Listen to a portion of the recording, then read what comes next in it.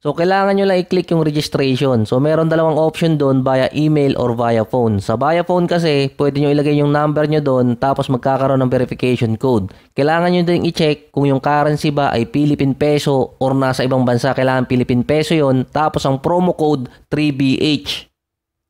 Kapag via email, kailangan nyo pa rin i-check kung Philippine country tapos yung phone number sa country din ng PH. Pati yung city. Susundan nyo lang yung mga kailangang sagutan doon kasi kailangan yon sa verification lalo na para mapadali yung pag-withdraw.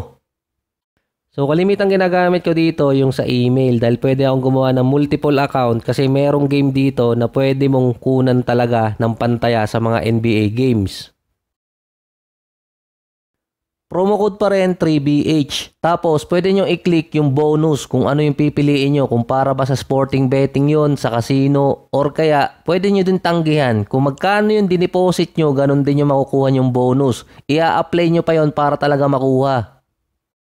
Pwede nyo na i-click yung registration. Tapos ang diretso kasi nyan, meron pang konting verification pero madali na lang yon. Papasok yon sa deposit. Meron kayong pamimilian doon, GCash QR, GCash Direct, or mismong GCash. Pero yung pinakamadali, GCash QR. Konting information lang kasi ang kailangan doon. Pangalan, tapos yung number. Dito kasi sa GCash QR, kung dito kayo nag-deposit, dito rin kayo magwi-withdraw. Hindi pwedeng nag-deposit kayo sa GCash Direct, tapos sa GCash QR kayo magwi-withdraw. Sa GCash QR kasi, pwede kayo maglagay niyan kahit 100, 200, 300. So, nakadepende na lang din. Lalagay ko muna dito 100.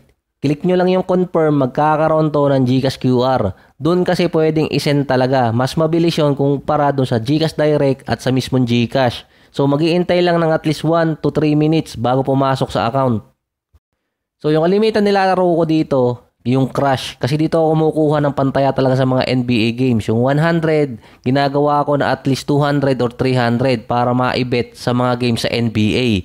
Doon kasi pwede ka pumili ng auto bet. Magtatapat ka lang kung ilang odds ang pwede mong gawin or pwedeng tamaan. So meron kasing timing dyan. Alas 7 ng umaga hanggang alas 9. Tapos yung isa 11 AM hanggang 12 PM. Yung isa pa naman sa gabi, kalimitan mga alas 9 yun hanggang alas 11. So, ganun lang kalimitan ng ginagawa ko. Yung 100, gagawin ko lang na at least nasa 200 to 300 sa Crush. Yun kasi yung pinakamadaling games na pwede mong makalkula kung saan ka mananalo. Kasi nga, merong auto bet doon na automatic niyang pipiliin kung anong odds ang nilagay mo. Pwede mo kasi i-click yung place bet tapos i-cancel mo agad. So para naman sa mga NBA games, kahit ano yun kahit PBA, MPBL, kahit basta basketball, andun din yun. Babalik lang ako ng homepage, tapos click ko lang yung sports, pipiliin ko lang yung basketball. Or kaya kahit anong sports doon, pwede.